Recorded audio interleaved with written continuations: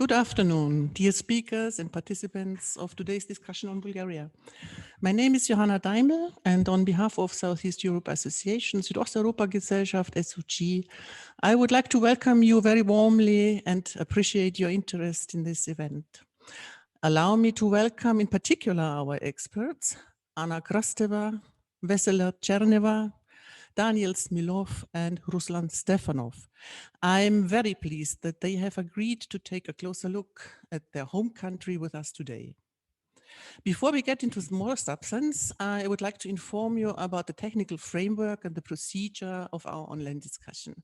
Thanks to Christian Hagemann, Deputy Director of the SOG, I'm able to technically conduct this Zoom event today. He will support me in the background. Hello, Christian, and thank you very much. The schedule is planned as follows. After a short introduction, I would like to ask our speakers in 2 rounds to share their expertise with us. For this, they will each have a maximum of 10 minutes in the first round and 5 minutes in the second round to answer my questions. We are very tight in the time constraint, and I know that I will indicate when they're coming close to their time frame. We, of course, are very happy that the audience is with us, and we are looking forward to the contributions of the audience and a lively and interesting discussion. So from the very beginning, our audience has the opportunity to formulate the questions in writing via the Q&A function at the bottom of the screen. Please make sure that you make your comments concisely and you ask your questions as briefly and precisely as possible. And it would, of course, also be good to indicate to whom you are addressing the question. Christian will then prepare the incoming questions for the Q&A round for us. Thank you again, Christian, for doing that. So finally, I would like to point out that this event will be recorded and later put on YouTube. So far with this formal introduction. And before I give the floor now to the panelists, allow me to say a few introductory words. Bulgaria only makes it into the international headlines on a very limited extent. Although just recently German print media such as Süddeutsche, Frankfurter Allgemeine Zeitung, the Spiegel reported more in detail, Bulgaria has attracted less attention than, for instance, Viktor Orban. Too little for my understanding. As long as Boyko Borisov and his GERB party, in almost continuous power since 2009, moved in the pro-European mainstream, we looked away, we turned a blind eye to what was happening there. A member of the European Union since 2007, the country is mentioned whenever skeptics of EU enlargement speak out. For them, Bulgaria is an absolute negative example for a premature membership. They call for a halt of the EU enlargement and no EU membership for countries whose rule of law development is far below EU standards. It is true that corruption and lack of judicial reforms are regularly criticized by Brussels in the latest report on rule of law in September, the latest. But the cooperation and verification mechanism in place since 2007 to encourage judicial reform progress, to fight the fight against corruption and to prevent backsliding has proven to be a toothless tiger. We all recall probably the months-long demonstrations by thousands of citizens last year demanding the removal of Prosecutor General Ivan Geshev and the resignation of the Boris government. While the protesters demanded an intervention against grievances, against the misuse of EU funds, and begged for attention on the part of EU and also Germany, there were almost no official reactions from these sides. Not so from the US. In June this year, the US sanctioned 3 prominent Bulgarians for corruption in Bulgaria, as well as 64 companies related to their networks under the Magnitsky Act. Unfortunately, Bulgaria occupies a few inglorious top places. It is the poorest country in the European Union. It faces a demographic tragedy with extremely high brain drain. About 1 million Bulgarians live abroad. According to Freedom House, the country is sliding towards a hybrid regime and it is considered a semi-consolidated democracy. The country is also considered as very corrupted. According to the latest Transparency International Global Corruption Barometer, 68% of Bulgarians believe that the government is run by a few big interests. 67 consider the members of parliament and 56 the prime minister to be corrupt. Regarding the corona pandemic, Bulgaria has the lowest vaccination rate in Europe. Which can be explained on the one side by the low trust in state institutions and the health system, and on the other hand, on conspiracy theories and fake news that are widely used in social media networks, media. In its latest press freedom ranking, Reporters Without Borders puts Bulgaria in the last place in Europe on place 112. The political influence is supposedly high. The media mogul, Delian Peevski, who is also sanctioned now by the US, is one of those oligarchs who control the private and media landscape. And finally, as if the domestic challenges were not enough, Bulgaria has additionally created a foreign policy problem with serious implications for the future of EU enlargement through the bilateral dispute with North Macedonia. From a common foreign and security policy point of view, Bulgaria is not only as a NATO member, an important literal Black Sea country. The country is also challenged by continuous Russian influence in political, economic, security, and energy policy. So for months now, scandals have become public, ranging from gold bars, large euro banknotes in the bedroom of the then Prime Minister Boyko Borisov, to extensive wiretapping allegations during his term. So scattered by scandals, Bulgaria held regular parliamentary elections in early April this year, in which Boyko Borisov's GERB won the most votes. But a strong anti-GERB front emerged, and Bulgaria voted for change, as 3 new political formations entered the National Assembly. There is such a people, headed by the TV showman Slavi Trifonov, the coalition formation Stand Up, Thugs Out, which resulted from the protests, and Democratic Bulgaria, chaired by the former Minister of Justice, Hristo Ivanov.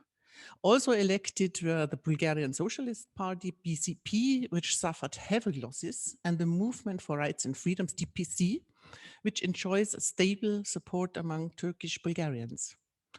And yet, even after 3 attempts, no government was formed, so President Rumen Radev called for new elections July 11. Since mid-May now, the country has been governed by a caretaker government headed by Stefan Yanev. The caretaker government, within weeks, revealed waste of state resources, exposed cases of clientelism and corruption, and speaks of a legalized chaos of the Boris regime. So no wonder that radical judicial reform and the removal of the prosecutor general remain among the top priorities of voter expectations. In July, GERB was voted out by Trifonov's party as the winner, albeit narrowly.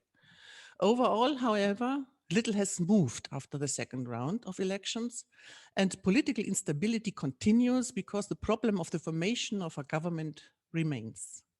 So let me conclude by saying, one is certain, the desire for change is undisputed among the population.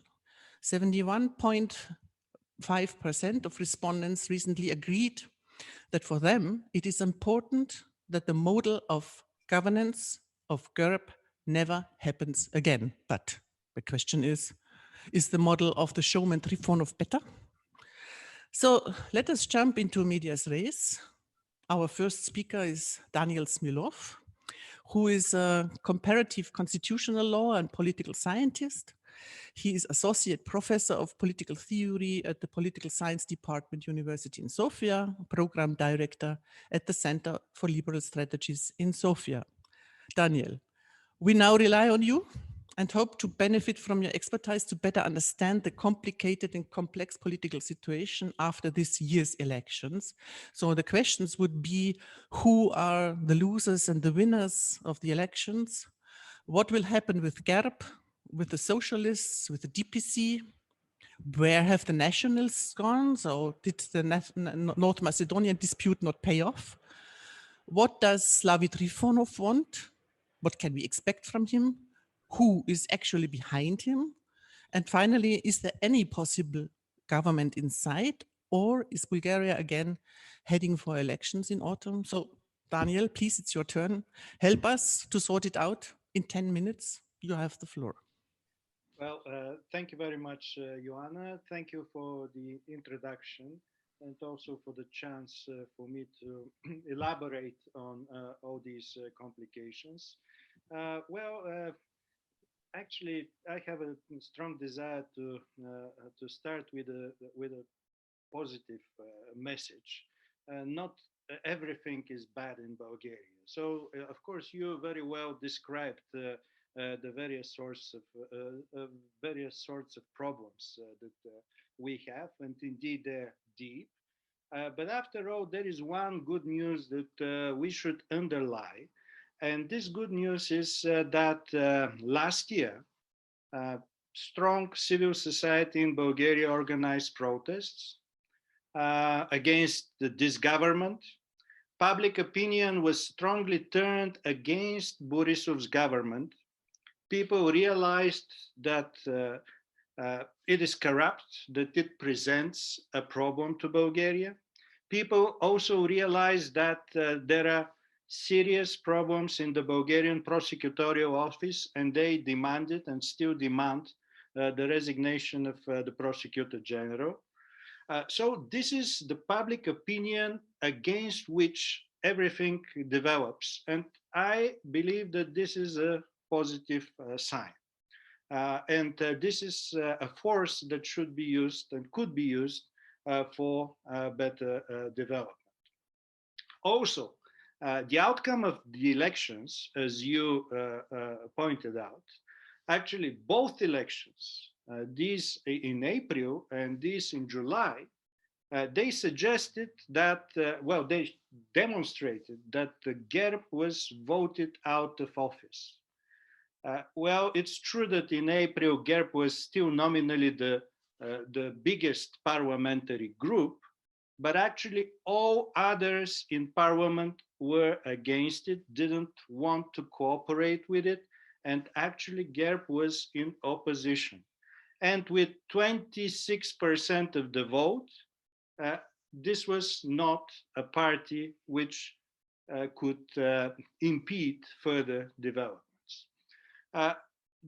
This picture was augmented by the second round of elections. The July elections even reduced the share of GERB. GERB and Boyko Borisov, they got around 23% of the vote. Slavi Trifonov's new party got a bit more, 24% of the vote roughly. So one of the party, Slavi Trifonov, he has 65 seats in parliament, and Boyko Borisov has 63 seats in parliament out of 240. So that's the proportion between the first two parties. Then come the Socialist Party with another 36 seats. After that, Democratic Bulgaria with 34 seats. The DPS, or this is the Turkish Minority Party, with 29, and a small protest party called Stand Up, Thugs Out, with 13 seats. So the picture that emerges is the following. First, we have quite significant fragmentation of parliament, which is not good news. When you have fragmentation, it is difficult to compose a stable government, and that's the situation. So that's the bad side of the story. Another thing which emerges is that there is no dominant party. It is true that this party by Slavi Trifonov, run by Slavi Trifonov, who is a charismatic person, It's a party of a populist type, centrist populist type. Interestingly, it's a pro-European party. It's a party that supports NATO, at least in its initial declarations. And so far, we don't have reasons to doubt this pro-European orientation of the party. So it's you could say a party of this technocratic type of populism that is characteristic for some countries. In the Czech Republic, for instance, maybe there are parallels. But also in Bulgaria, we did have such parties which emerged around a charismatic person. For instance, NDSV, in the beginning of the century, was formed around the former Tsar of Bulgaria, Simeon II. Now it's not the Tsar, but it's a popular media person, but functionally it plays, Slavy Trifonov plays the same role. So these are the first two parties, but together they roughly have half of the seats of parliament. Boyko Borisov's GERB nominally is a center-right party, member of the European People's Party. But we have to say that Boyko Borisov also had his populist origins. And GERB, throughout its mandates in office, preserved a very strong populist element. So the competition is not so much a new populist against a traditional style of party. Rather, it's a competition between two types of populisms, I would say. So that's the picture of the first two parties. And then we have a whole range of new parties, two actually, which attracted quite a lot of votes. One of them is Democratic Bulgaria, which could be described as a pro-European liberal party, which attracts the votes of people from the capital, people from the large cities, generally people who are better educated, probably a bit more well-off than the others. So it's a progressive party, we can say, with a strong liberal element, again, strongly pro-European. The smallest so-called protest party, which emerged on the basis of the protests last year, it has a strange name, Stand Up Thugs Out. And it also has this mixed profile of urban vote, generally, vote which is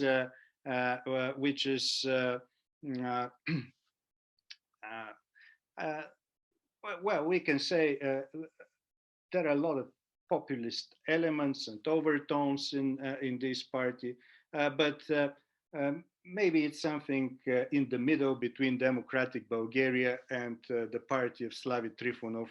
There is such a people. I could go more into the profiles of the different parties, but maybe for the time being, this is enough. What is left is the Bulgarian Socialist Party, which was one of the biggest losers in these elections. It used to be a major party, and now it has around 13% of the vote.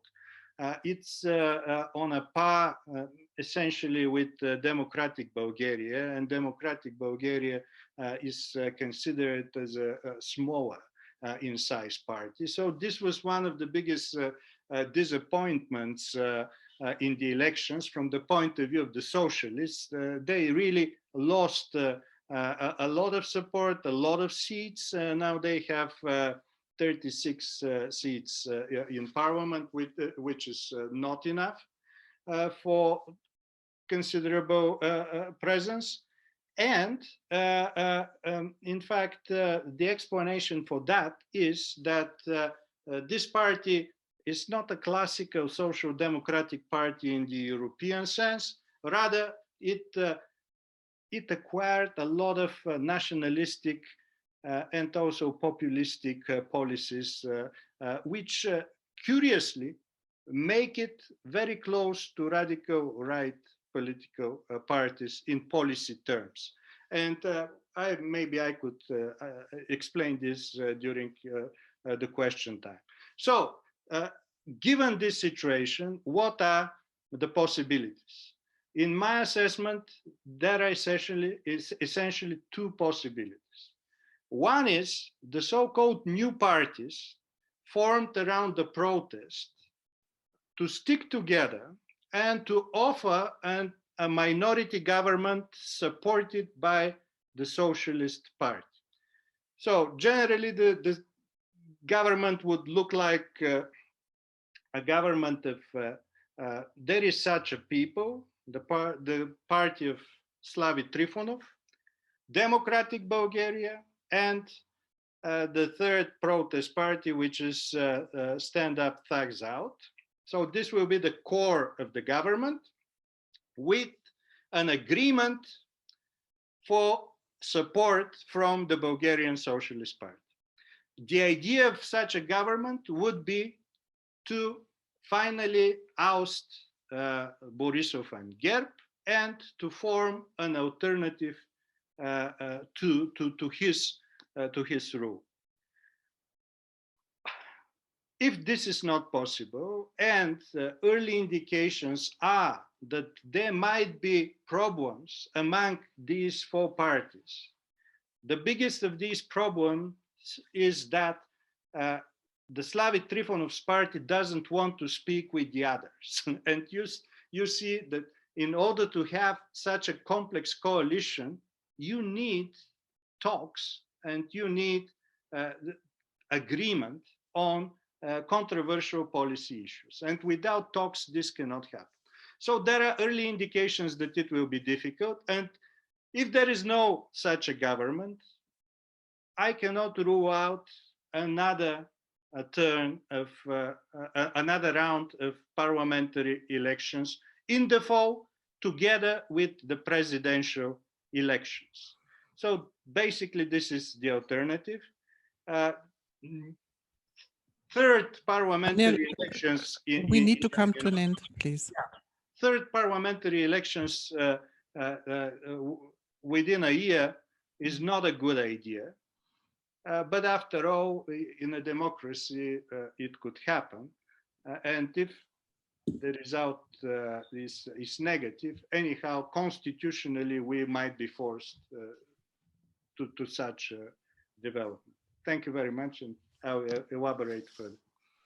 Thank you very much. I know that it was really a challenge because it's so interesting and there's so much in flux now in Bulgarian politics. What I get is the positive note that there was a citizens' vacancy and that people are really ready to push the country forward to change the country. But on the other hand, the fragmentation of the parliament, the new populist parties that entered the scene. So, and as you said, it's Slavy Trifonov now who is supposed to fix it. And as you also said that after Simeon Saxko-Burgotsky and Boyko Borisov, he's now the third messiah who promises to pull Bulgaria out of the mess. We know only very little about his real program. So I wonder, and that leads me to the next speaker. So I wonder that 3 decades since the fall of the communism, democracy is still at best semi-consolidated. So there is an analytical examination worthwhile. So what happened in these 3 decades and why did 30 years of transition not translate into a fully fledged democratization? So for this, we have an expert in Professor Anna Krosteva, who now faces the challenge to present her findings to us in just 10 minutes. She is the founder and director of the Center for Refugees, Migration and Ethnic Studies. She is professor at the Department of Political Sciences at the New Bulgarian University in Sofia and Dr. Honoris Causa of the University Lille. Anna, so Why is Bulgaria today, in your opinion, a post-democratic country? And how can you, as we now see now in the parliament, how can you explain this volatility of the party spectrum in Bulgaria? What are the characteristics of the political parties in Bulgaria, and what would you identify as the central problems of the last 30 years? Please, Anna, you have the floor, and I have the permission to interrupt you if you exceed the 10 minutes. I know it's a challenge, but I'm sure that you can do it. You have the floor, Anna. Thank you, thank you. We dream to fight to democracy. We landed in post-democracy. Daniel Smilov's speech was a zoom on today's political situation. Your question asked me, invite me to present a panorama, a 3 decades panorama. It's a mission impossible, but I'll try to do that using a few triangles you'll see. So today my, let's say, form was in a triangle. There will be a lot of 3 in my presentation.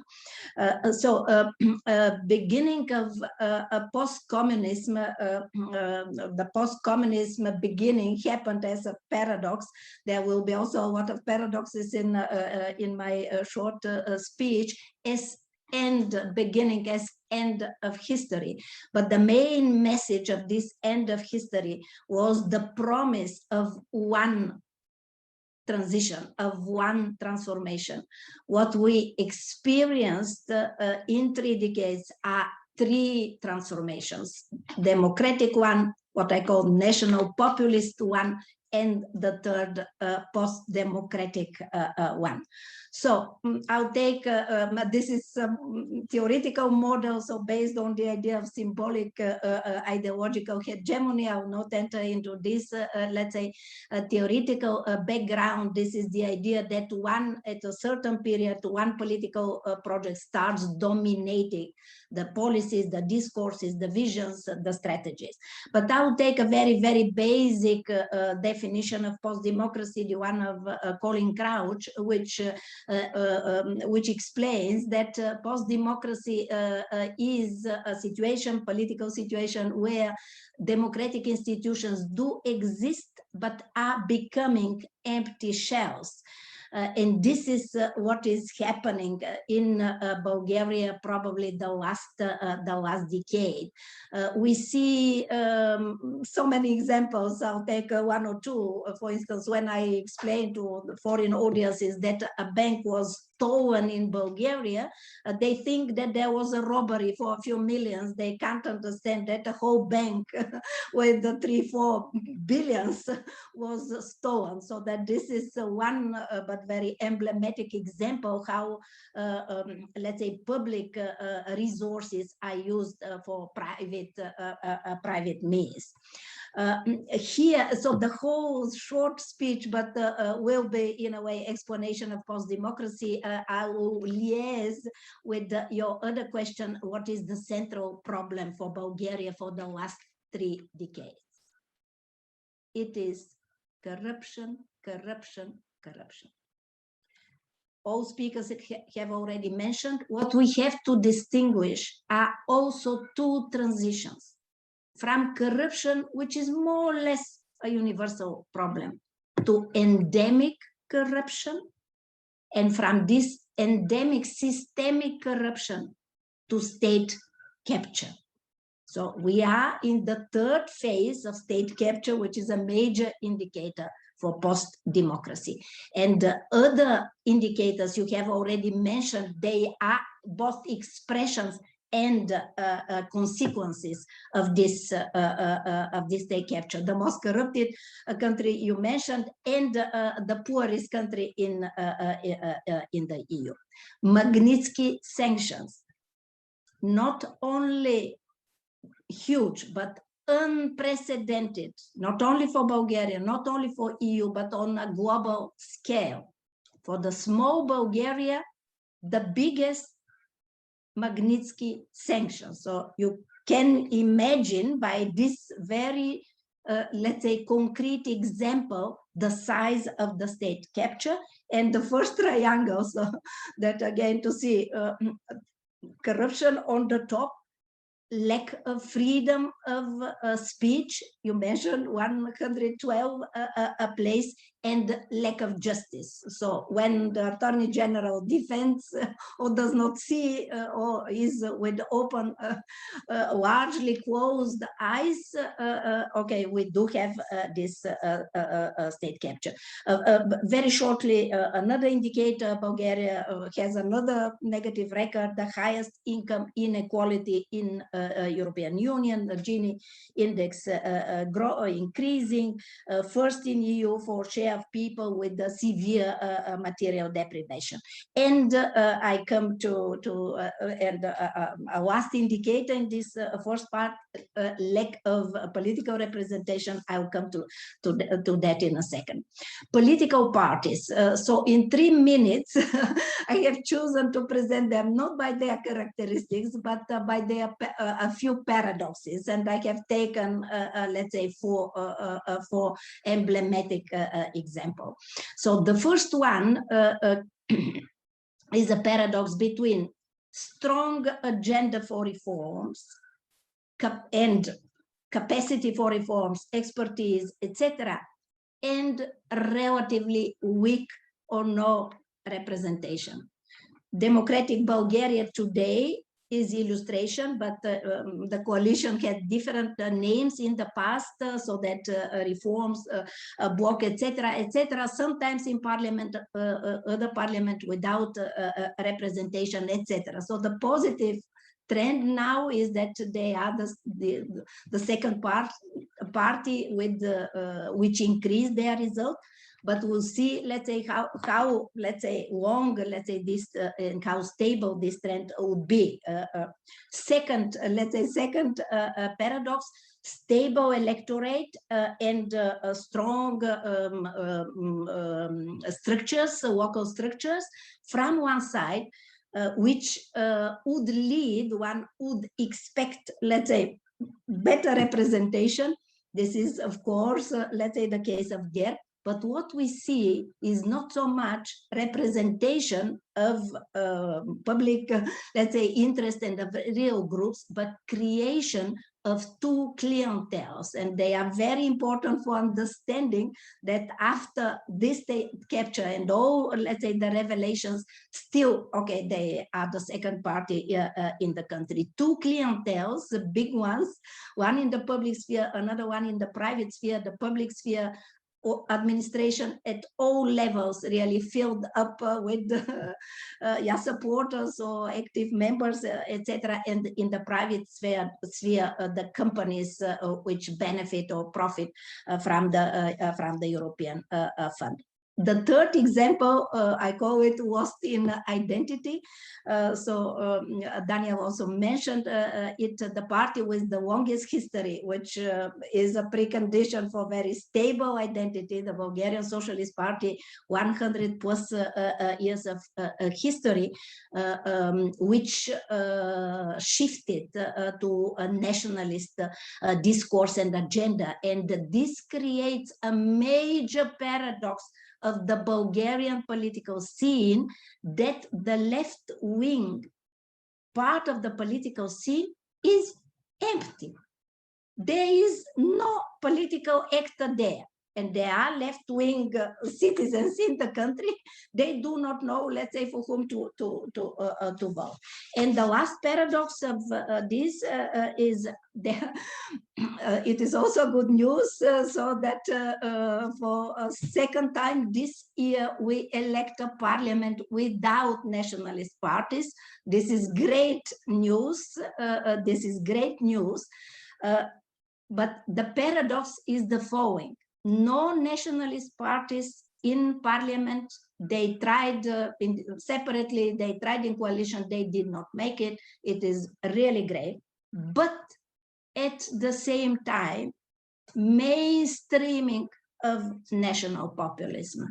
Mainstreaming, it is a long process. I could explain, of course, in more details, etc. But just to pick the example, yes, you introduced of North Macedonia, so that for the very few years in government, okay, they changed completely the European agenda, the agenda of Europeanization of Western Balkans to, let's say, this absolutely nationalist orientation, and in the country, ideology of anti-genderism, etc., etc. And a few words, let's say, for the volatility of the party spectrum, so that I could summarize the main reason in the diagnosis: crisis of representation. Crisis of representation.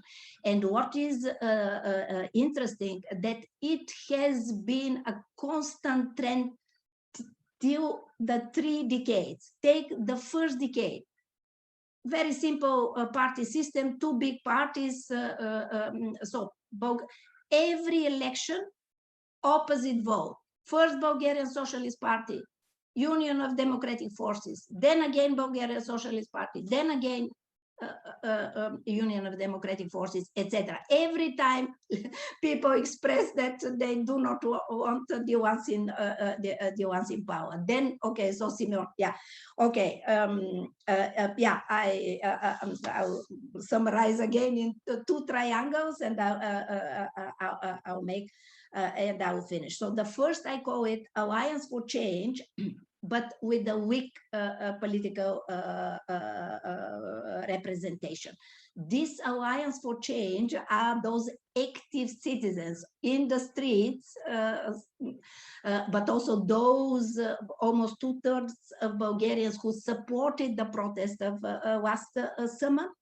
The other part of the other angle of the triangle, the intellectual elite, Oscar nominee Teddy Ushev, Georgi Gospodinov, so really the best and the brightest, the Bulgarian pride. They took a very active position during last year's protest, so that active citizens plus the intellectual elite and another ally, in fact, 2 of them, yeah, 1 minute, Washington and Brussels, speaking the same language, sending the same messages as the citizens in the street. But okay, so relatively weak political participation, only, let's say, Democratic Bulgaria and another small party. And let's say the other triangle, so that those 3 parties today, Daniel described, let's say, so 3 parties for change in the current parliament, but no alliance so far, so that we do not know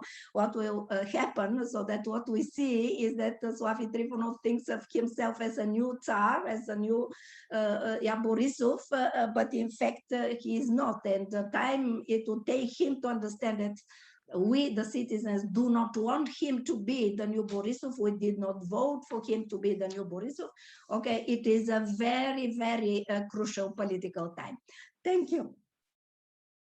No, it was really a challenge, and thank you very much. And sorry for the tight time frame, but I'm sure first that there will be a lot of questions in the Q&A. So please, again, whoever feels tempted and want to address further questions to her, please feel free to do so.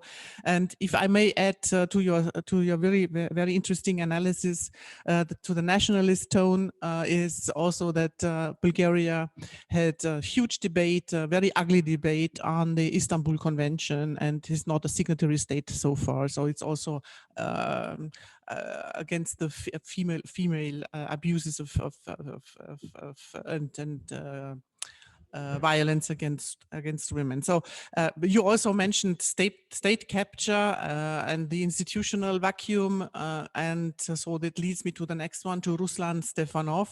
So this state capture and institutional vacuum both also benefit for external actors such as Russia.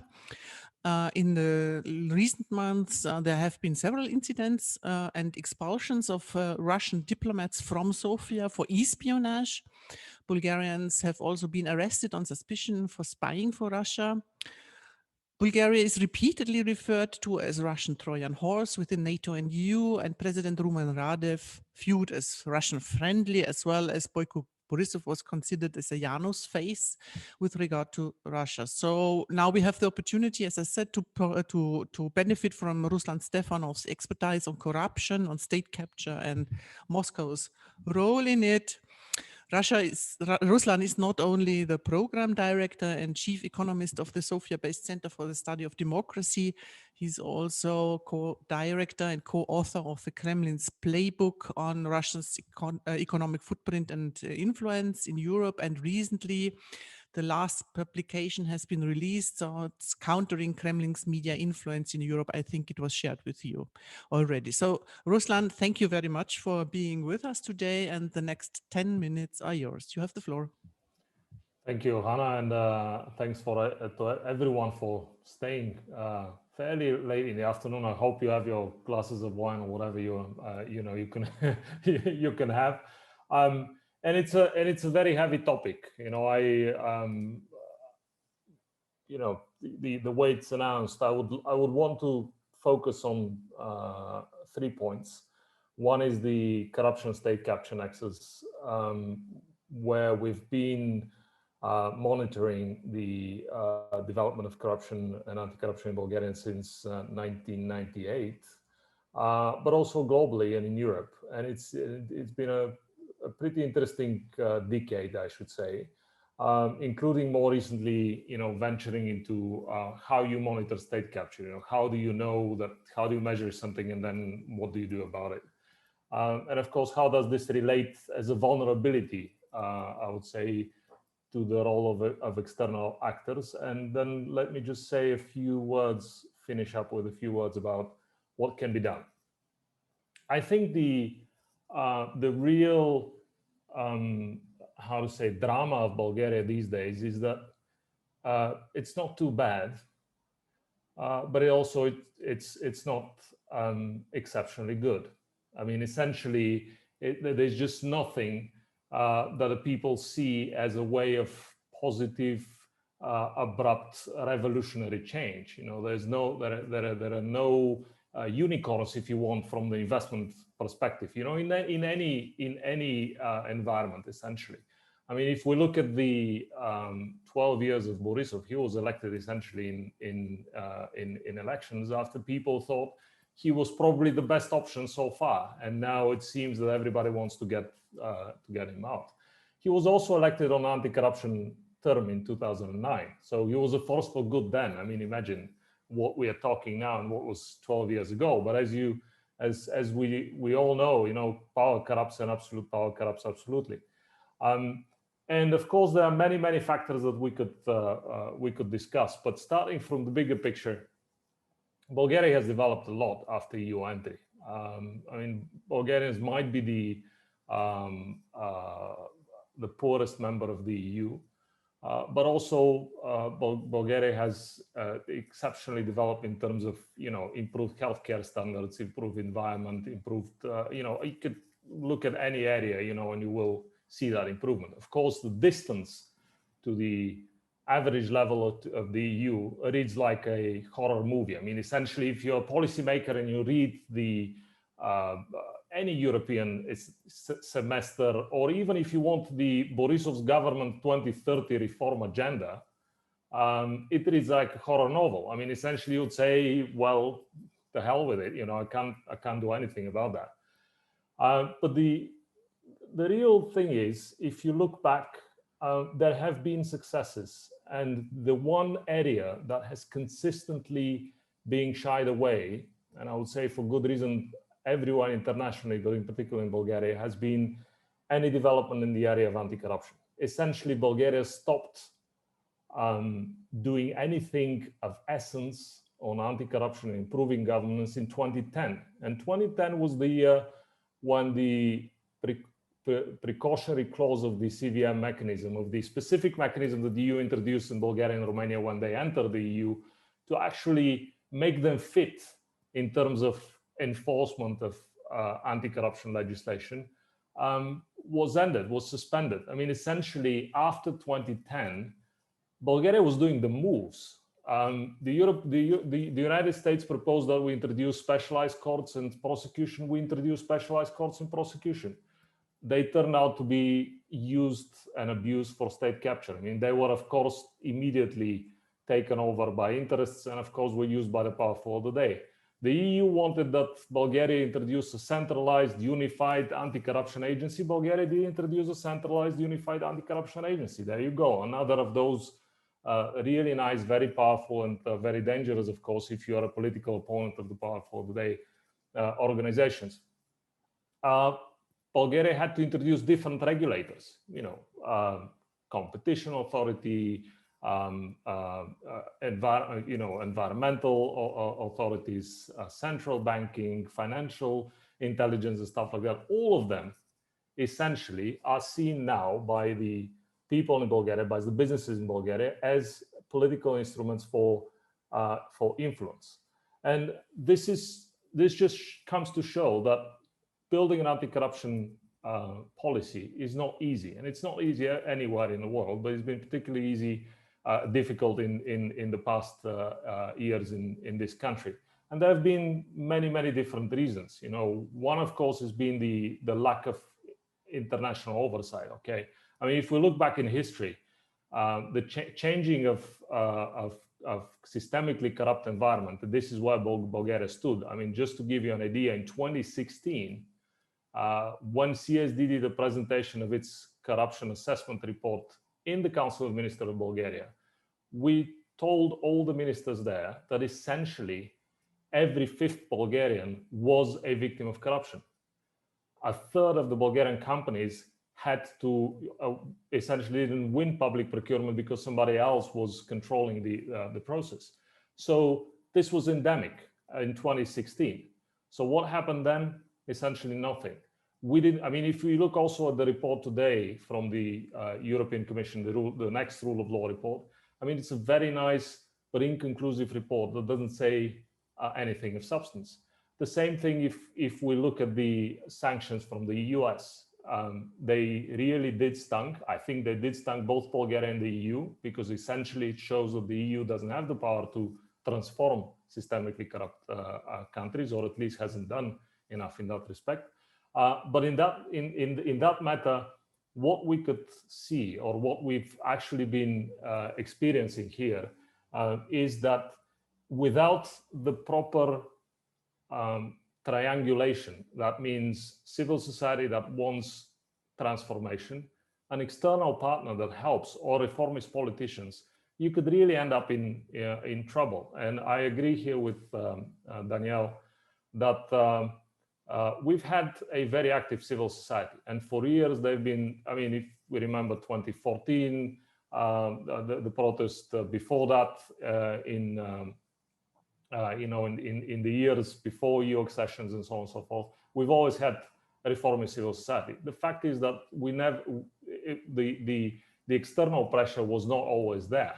And in the case of the past 12 years, essentially after 2010, nothing was on the board. I mean, think about the EU. The EU introduced the EU anti-corruption report in 2014, only to scrape it 2 years later. The US was also in a very odd state, to say the least, in the past 4 to 5 years. So Bulgaria was essentially left to its own devices, with a lot of resources actually pumped through the EU without actually anyone looking at how these are spent. So in that environment, there's been such a concentration of resources without proper external monitoring, without institutionalized checks and balances. And the result has been that one by one, institutions have been taken over. The funny thing is, the lucky thing is that, of course, Bulgarian civil society has developed a lot. Bulgarian private sector has developed a lot. And essentially, these were the people that again and again tried to show that they want to move out of this negative combination. So what can be done about it? Bulgaria, in this constant back and forth on anti-corruption, represents an extremely vulnerable part of Europe. And as we've showed time and again, being the country with the largest Russian company, being the country that has built one of the most corrupt strategic projects of Russia Turk Stream and South Stream with national money, of course, represents an essential vulnerability to the whole security construct of the EU. And I think it's important that we here look inside the EU, inside Bulgaria, but also inside the EU, because it's a common vulnerability. You know, if we could look also at Cyprus, we could look at the Danske Bank scandal, you know, we could look at many weak spots. And I think the bottom line here is that we need to realize that unless we are able to build joint or common security, unless there is some sort of that third triangulation, you know, that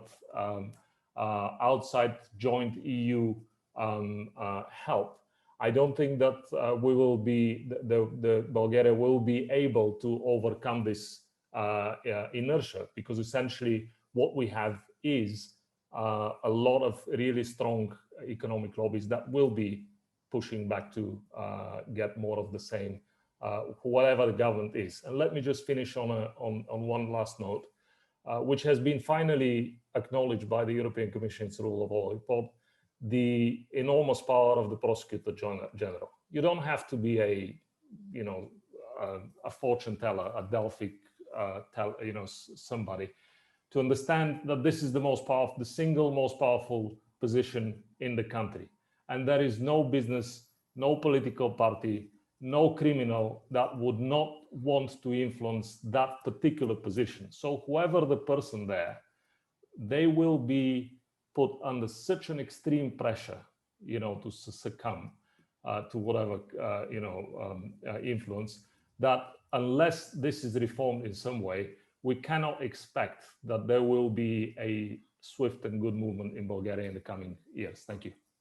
Thank you very much, Ruslan. We lost a bit track on Russia because I wanted to hear a bit more about it, but nevertheless, it was very worth that you added more to the previous speakers and made it more concrete on the problems of fighting corruption, and also the emphasis on the civil society, which is worth that we discuss it, why the civil society that was existing, that was supported also from outside, obviously it was not enough to really establish a fully fledged and rule of law and democracy.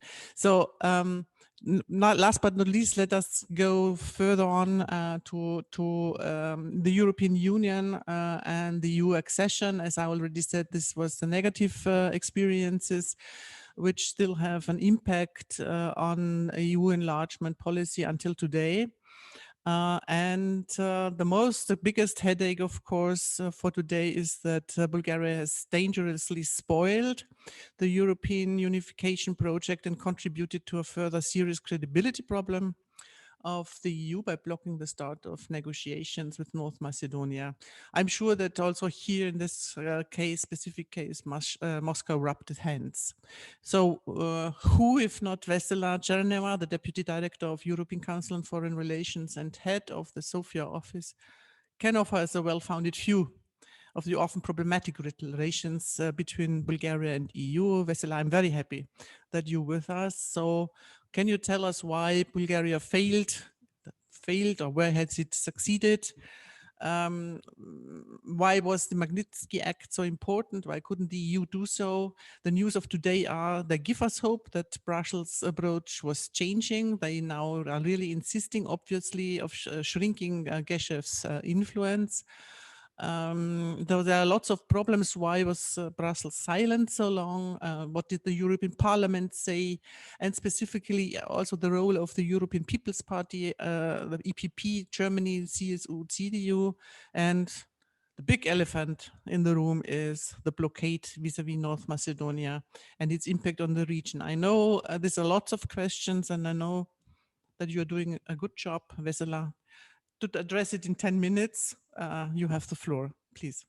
Thank you very much, Johanna, and thanks to Südosteuropa-Gesellschaft for organizing this timely discussion. And we know that now that we have elections every couple of months, we tend to be more in the media, but I still think that Bulgaria is not really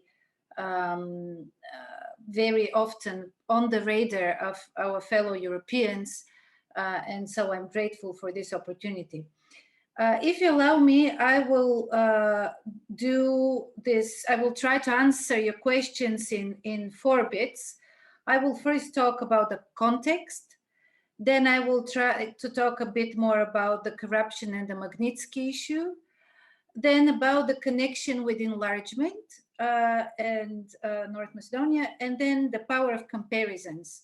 So I have chosen my 4 C's because I thought that those 4 sections may be a good explanation to all the complexities that you threw in at the beginning as well. First of all, talking about the context. It has been mentioned the European Commission has published its rule of law report just a day ago. And what we saw in there is actually an extremely, I would say, strong focus on Hungary and Poland. There is a bit less on, Slovenia and Malta. But all in all, the big concern of Europeans is with Warsaw and Budapest, and maybe a little bit less with Ljubljana. Bulgaria is obviously in the mix, but not featuring very prominently there. Why? Because, and I think this is quite logical as well, because the damage that has been done to the Polish kind of membership, to the quality of the Polish European membership, is really structural and it's long lasting. Because if the Polish courts do not accept that there is a supremacy of the European law over the national rulings, then, we're heading for a big problem, including a common market problem. The same is valid for Hungary. The structural damage that Mr. Orban has done on the way of functioning of the checks and balances, on the media in Hungary and so on, is much more detrimental, and it was now demonstrated again on the values front with the anti-LGBT laws. Yes, Bulgaria did vote against the Istanbul Convention, and so did most of the Central and Eastern European countries. But there are no discriminatory laws, at least on paper, in the country, and this is not anymore, unfortunately, the case with Hungary. I am saying this not in order to make Bulgaria's failings smaller. I'm just saying that in order to put all of this in perspective, because you asked why the EU hasn't, reacted, why the EPP has been taking this in for so long. I mean, clearly the EPP had a much bigger problem. It was Fidesz, and they had to deal with that first, and it took them very, very long time. Until then, everybody else was supposed to be on the friendly side within the EPP, including Mr. Borisov. There was clearly no interest in EPP to create yet another camp or to open yet another front. Now, whether the motto, he's a son of a bitch, but he's our son of a bitch, is good enough, if you ask Bulgarians who were on the streets last summer, they will clearly tell you, no, this is not good enough. Because the moment you start tolerating somebody's failings, and they progress those failings, right? Because Borisov came with a reformist agenda 12 years ago, but the last 4 years, I think, or maybe 6 years, were really the grave example of this deterioration. And would EPP had the the courage, the guts to react already back then, I think that would have probably mildered or changed the course a little bit. But anyhow, the result is now that we have the problem which is going deeper than the rule of law report or the formal side of things, and this is the problem of trust. The lack of trust, I think, goes in several directions. There is lack of trust, first of all, among certain member states, between, let's say, Central European member states and I would say old Europe, sorry for the stereotype.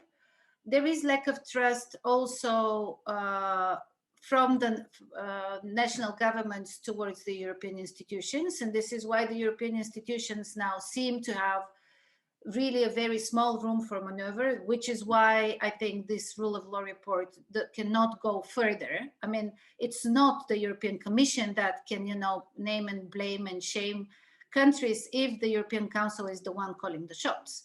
And once the European Council is not ready to move on that, clearly this is a bit of a dead end. So one needs to find another way, be it a qualified majority vote, be it the connection with the European funds, be it the European prosecutor, because I think this is also kind of a way into this. Oh, and here I come to the second C, corruption. How the Magnitsky Act decision came about? It came about on the basis of Bulgarian civil society's investigations. And I think this is also one thing to note. But it also had a huge splash. It did not produce anti-Americanism. This was, I thought, great. It was also quite risky from that angle.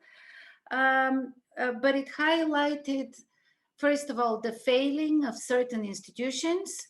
And secondly, as Johanna mentioned, also it highlighted the failing of the EU. Because the EU has been quite clear about a lot of those things for quite some time now. And I do believe that the biggest litmus test will be the implementation of connecting the rule of law mechanism with the budget, and I frankly hope it's a matter of months rather than years to come to that implementation. My third C is about the connection with enlargement. This lack of trust, I think, is spreading. And it, fortunately, I mean, it does have to do with Bulgaria, but only lately. It had a lot to do with the EU's enlargement fatigue more generally. And I think this is a problem in the region, that the regional elites don't believe in the enlargement anymore. They don't believe that Europe wants them, to put it bluntly. And what comes out of that is as Freud used to call it, the vanity of small differences. All these peoples in the Balkans who have a lot of history to share, ethnicities spread around and so on, they start realizing that riding on those differences is much more beneficial than riding on an enlargement agenda, simply because it seems so improbable. And so, coming to the North Macedonia issue, I do think that before the end of the year, Bulgaria will find a way to lift its veto. I can elaborate how, if anybody is interested. There is a quite clear path, and I think many people in Sofia understand that.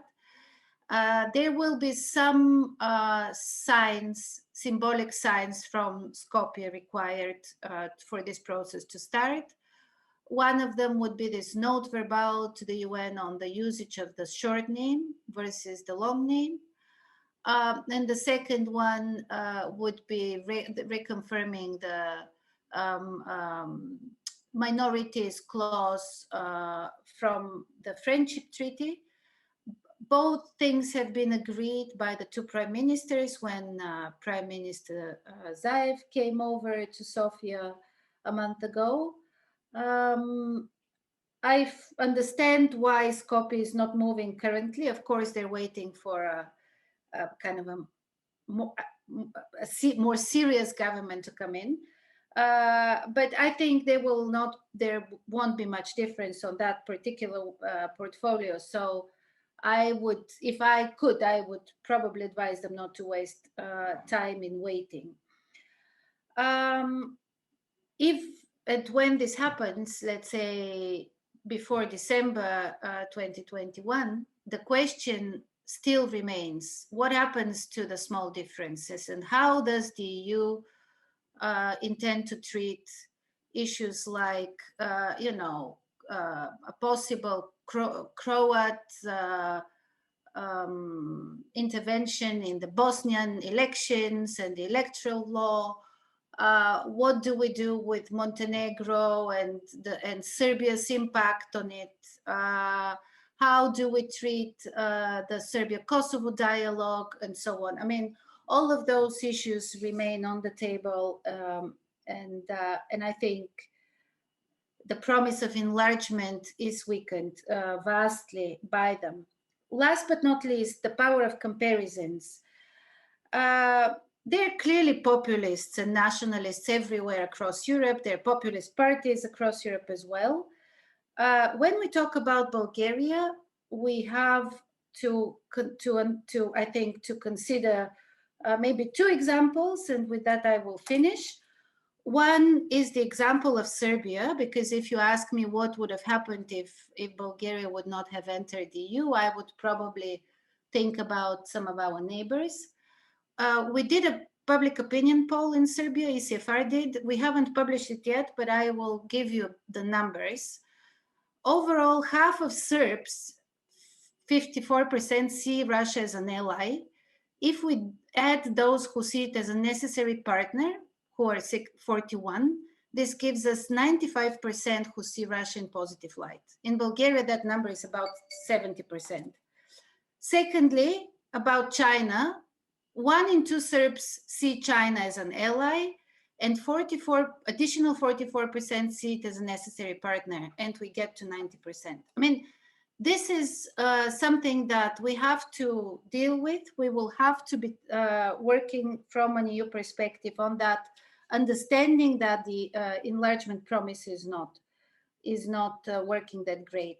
Last but not least, when I asked an American colleague who has been a co-drafter of the Magnitsky Act why they did this decision in Bulgaria and not, let's say, in Colombia, where maybe the problems are on a different scale, or for that matter in Bosnia, he said, look, we need to know that the country, that the state can take it, that the state is not going to implode over this, over something like this. And I think this is a very important point at which I will end. Bulgaria does have quite a lot of problems, but it has a lot of potential also to improve. And I really hope that if the stars align, if the EU with its instruments, the US with its proactive position, and the Bulgarian civil society act together, there may be really a systemic change that we badly need. Thanks. Thank you, Vesela. We were running out of time, but I think it was worth, especially you gave us some hope afterwards, after these struggles and the blockade and of North Macedonia accession talks, that maybe it can be deblocked by end of this year. Nevertheless, I think it will be also dependent on the political situation in Bulgaria. As I see that, as far as I know, that the parliament also has to agree, but you may correct me. And there is also a strong nationalist moment or a national feeling behind in the society, and the No, but this is not a very important issue. Just to, it is an issue where people feel emotionally about it.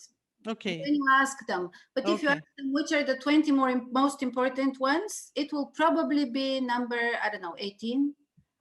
No, fine. I'm fine with that. Thank you. Thank you very much. So we were running a bit out of time. That's why I hope you agree, and I hope for your understanding, my speakers, that we will now skip the second round, and we first address the Q&A questions which were incoming, and maybe I can add 1 or 2 in between, and then we see if we have some time left, so I can address specific questions to you as well for the final round. So Christian, can you please just give us some of the questions, some essence of the questions? Thank you. Yes, hello. Also from me, from the off. There's been also a vibrant discussion in the Q&A section, and I will just try to summarize a few points which were asked towards the participants and also indicate to whom where it was indicated. There was one statement that there have been for many years protests now against the plundering of the Bulgarian nature as a major resource of the country. But it seems that the voters which could stem from these protests are not really part of the party system. So where are these voters? One other question also reflecting the situation, the party system puts rather as a comment that the point that there are no left-wing parties stems from the fact that left-wing parties are discredited because of the communist past. Maybe you can comment on this. Also probably one for Daniel Smilov. And another one is interested in the Bulgarian-Russian connections today coming from the former secret services and now part of the corrupt business networks, which are still in control of many assets. So maybe this one for Ruslan Stefanov, can you describe a bit the networks that are active today and how they work? We have another question which starts with a description that nationalism was also part of communism and of governments before communism. So the question goes, how far is the present blockade of the Macedonian EU accession process just very popular, and basically every kind of government would have to go with this in the similar way? So is there some divergence among parties on this issue? There was also a very creative suggestion, as there was a caretaker government recently, which seemed to be quite popular. Isn't it just possible? Is it even legal to continue with this caretaker government for the next years? And would this be a feasible option and at the same time also a legal one? And finally, a question, not the final one, to Vesela Cherneva. By vetoing North Macedonia's bid to access the EU, is Bulgaria violating the Treaty of Friendship in force with its neighbor? Can we expect a breakthrough in the Slovenian presidency that is now going on? Will there be any chance of starting accession talks with North Macedonia? And also another one connected to this issue, what about Gruevski? So Nikola Gruevski, the former prime minister of North Macedonia, his connections with Bulgaria, do they play a role in the Bulgarian blockade? Is there anything related to this? Okay, thank you very much for very interesting questions, I guess. If I may add only one aspect that is concerning to the Turkish minority, the Turkish Bulgarians, I think it's worthwhile to look a bit on that, because the party, the DPC, is very stable. It has a very stable electorate throughout the 30 decades, despite all huge of scandals, despite of Dilian Pejevski being now on the sanction lists, and so it would be worthwhile to just say two or three sentences on this specific case, why they can rely on it, and how are the Bulgarian-Turkish relations related to it? Because I remember Boyko Borisov, he went to Erdogan shortly before the elections, and he was received by him, and we know that Erdogan also tried to establish his own Turkish party. So I think this is a question also to Anna, please. And thank you very much. Who would like to start? May I ask Daniel? Okay, thank you, Daniel. Start, please. Yeah. Okay, because many of the questions were about the political parties, I'll try to answer them as quickly as possible. So first about the Greens. The question was whether they are represented in Parliament, and I think that we have good news on this front. Both in the April 4th elections and now the July 11th elections, the Greens got in Parliament. They got in Parliament on the ticket of Democratic Bulgaria.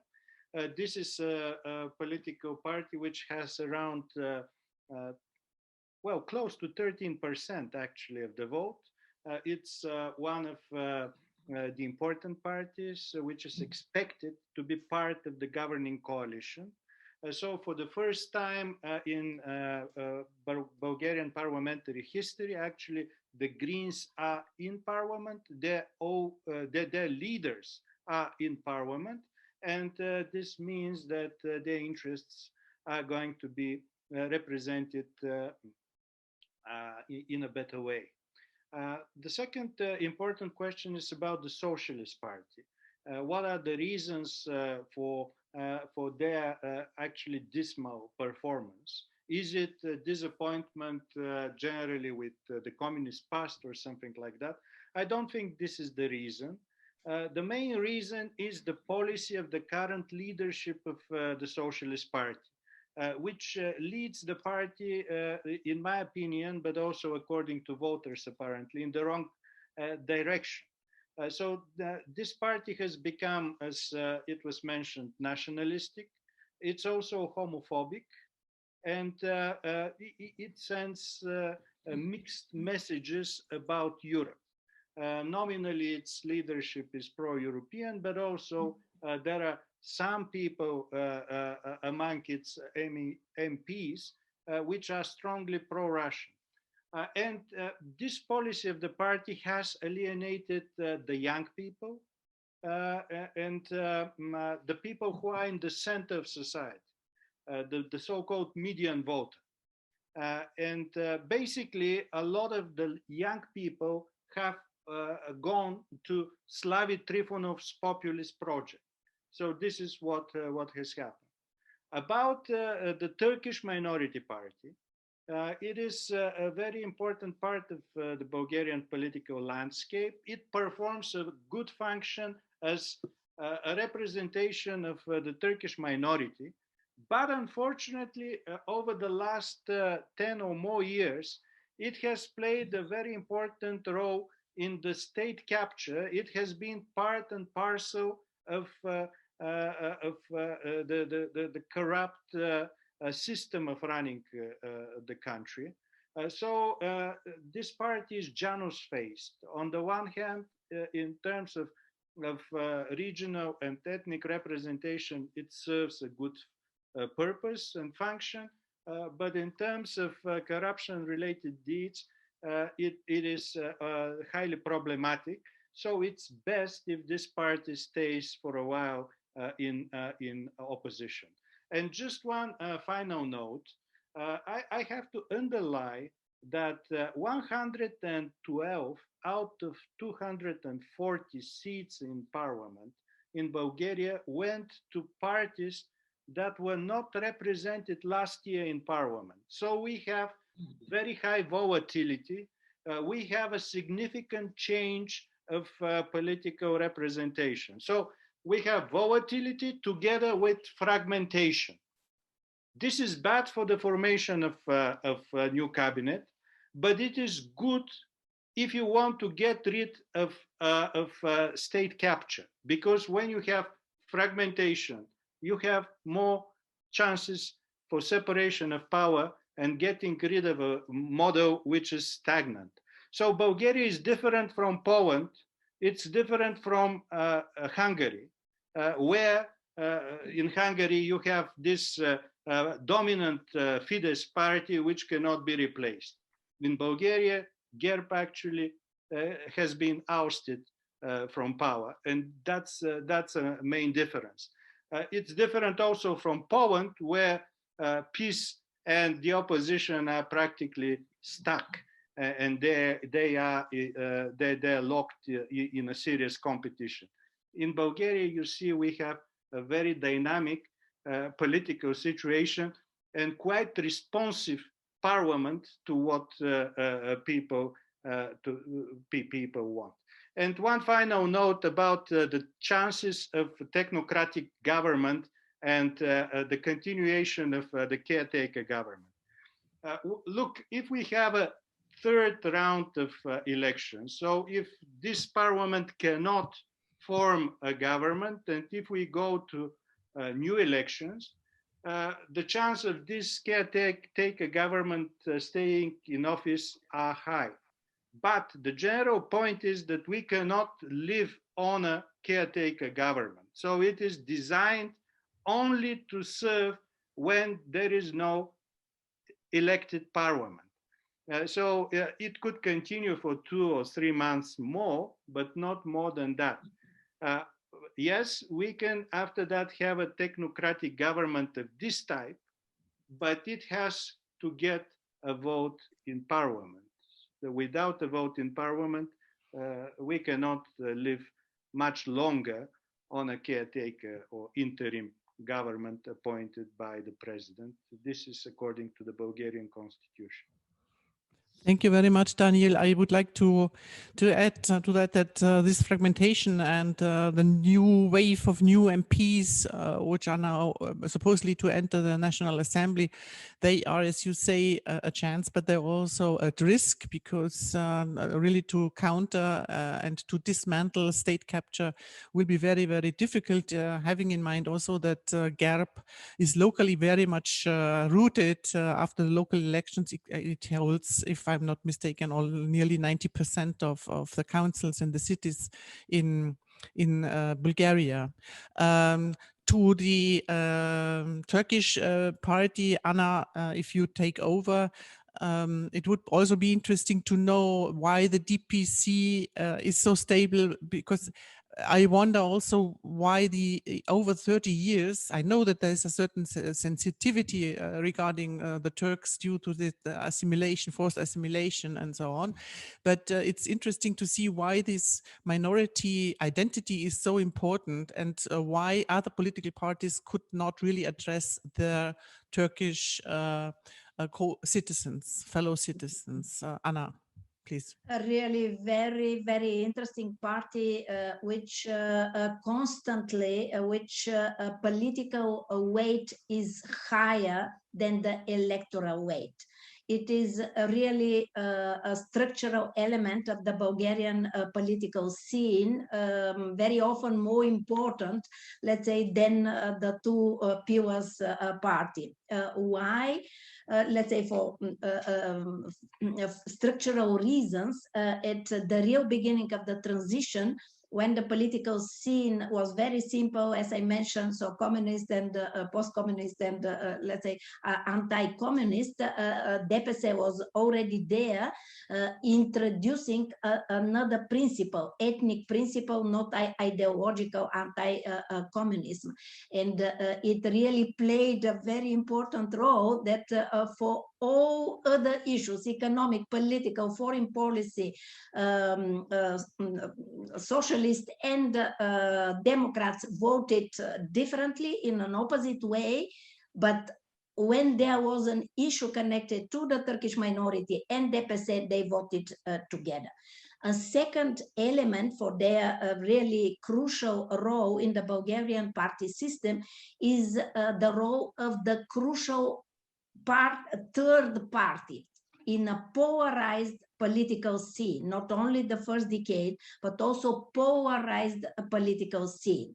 So they really capitalized on this position, being all visible or invisible partner, or visible partner, for instance, to BSP, or invisible, the last, to GERB, so that they have always been very close to power, but also those in power depended for several, let's say, laws in parliament. GERB counted on their support. They were not at all part of a coalition, of the official coalition, but they supported the GERB in probably more often than the nationalists in power. And of course, let's say this crucial element is the political representation of the biggest minority. And when we speak of a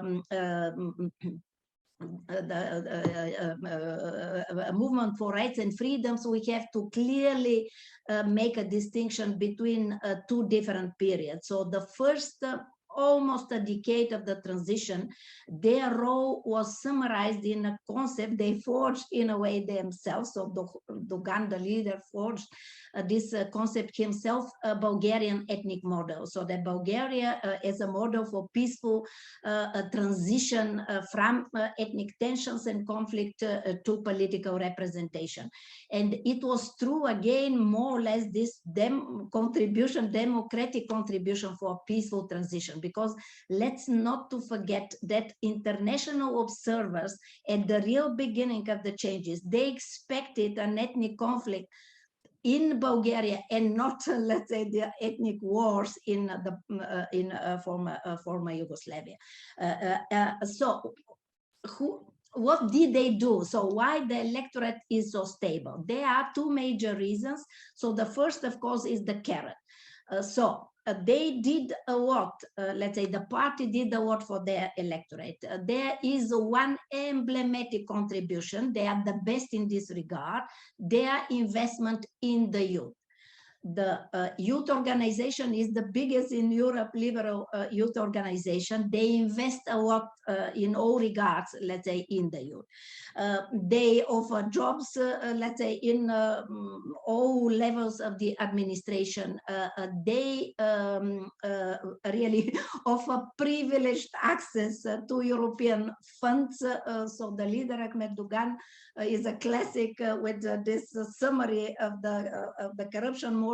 I distribute pieces of the cake, etc. And of course, this identity politics that, okay, so they feel represented. But what is interesting is the stick part, the stick. So carrot, what, let's say, in this part, but the stick part.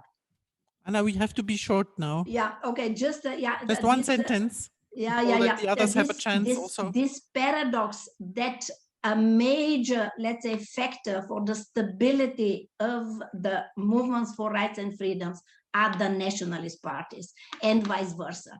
So that the fact that they are mirror identity parties, they really reinforce, let's say, each other. And so the Union of Rights and Freedoms leadership plays a lot of this role of a threat. And there are a lot of rumors, but well-founded rumors that they support even financially, etc., the nationalist parties, because they do contribute, let's say, to their stability. And a major factor for this stability is their very, very close connections with the secret services before the transition, the communist ones, and with the prosecution today, let's say. So secret services before and today, very, very close connection to the Turkish party.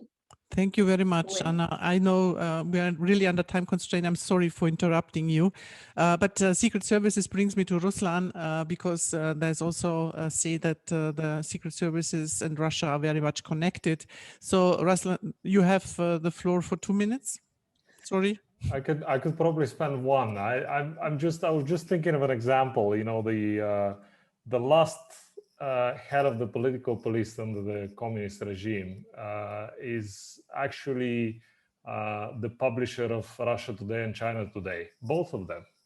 And they're situated in the same building as the Bulgarian Socialist Party. So, I mean, nothing more to say in a way. It's a similar model that the KGB earlier, now the modern Russian services have been using. If you look back in the 90s, Central Europe, and Bulgaria included, we've had Cyprus for many years, I think 10 years or so, was investor #1 in the country. Guess who is behind Cyprus? You know, same as Milosevic, treasurer and current president of Serbia. The same people, you know, same funds that were out from the Soviet space in Bulgaria and Central Europe are now back as investment. So I mean, we can't underestimate these networks. And we've seen them play time and again, and of course, also in political roles, not by chance. If you look at the Bulgarian political landscape, of course, not just are Bulgarians overwhelmingly pro-Russian, Bulgarian media overwhelmingly pro-Russian, so that we speak about cognitive capture, but also they have good financial reason for that. All former Bulgarian finance ministers are on Russian payroll. Part of Russian companies, and you can't blame them if you look also over Europe. So it is one of the less explored networks that we need to keep digging, because I think Europe at its own peril doesn't want to look into that, including by not doing a common anti-money laundering agency. Thank you. Thank you, Ruslan. Thank you. This is a task. I'm giving you the task in Europe for digging deeper. Vesela, you have the red carpet for the last round. 2 minutes. I don't know whether, Johanna, what do you think? I should take the North Macedonia question? Yes, please. Yes. Maybe very briefly. Of course, we need a parliament to vote the change in the Bulgarian position. However, I think Bulgarian political parties have started moving away from the stubbornness of last year's position. That is clearly the case also among the foreign service circles. People have seen that this position is a bit of a dead end and it's very difficult to hold on the long term. However, I think getting the implementation of the Friendship Treaty is going to be a key to that. And I think it's key for both countries, because we in the Balkans love to sign beautiful agreements and not to implement them. And this is a kind of very widespread malaise. In terms of Gruevski, look, he's in Budapest, he's friends with Mr. Orban. I think his influence politically mainly goes through that channel. I don't know whether Mr. Varhely has been meeting with him or speaking with him on this particular one. But in any case, Mr. Zaev seems to be cozying up with Borisov quite a lot lately. He even arrived in Sofia at 7:30 in the morning for a meeting with Mr. Borisov before meeting anyone else in Bulgaria, which was quite strange. And I think generally we should know better how politics in our countries evolve in order to kind of move on difficult issues. And I will close with your Erdogan question, because I think this is a very important one. Why did Borisov go to see Erdogan? Because Erdogan has reinstalled his influence over DPS, over the Turkish party, and any sort of political agreement as we go forward that would prevent Borisov from an isolation would go through DPS. So this is a mundane and probably self-evident answer, but these are my 5 cents. Thank you very much, Vesela. So thank you all, the audience, to be with us until now, even if we exceeded by 5 minutes, but we are running out of time. I hope that you agree with me that it was worth to look more in detail on the country, and it was an interesting discussion. I think we were excellently briefed by our experts, though there are many questions which remain open, at least the question mark that sounds after Quo Vadis Bulgaria. I think we still have to wait to know exactly the ways where Bulgaria will head to for the next month. I thank you very, very much for your attention. I thank you very much for your participation. Thanks to my excellent panelists. Have a great summer, and above all, stay healthy and goodbye.